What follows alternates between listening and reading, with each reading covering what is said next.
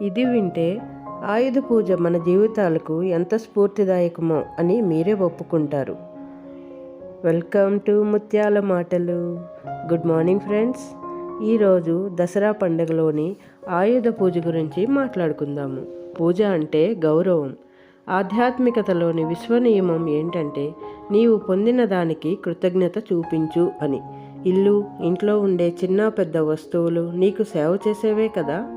ఎలా అంటే సూది చేసే పని పెన్ను చేసే పని సూది చేయలేవు కదా. దేని అవసరం దానిదే. ఇది మన జీవితాలకు వర్తిస్తుంది. కంటికి కనిపించే విధంగా సాయపడితేనే అవసరం అనుకోకూడదు. మన ఎదురిట్లో, పక్కింట్లో ఎవరో ఒకరు ఉన్నారనే భావనే మనకి భరోసాగా అనిపిస్తుంది కదా.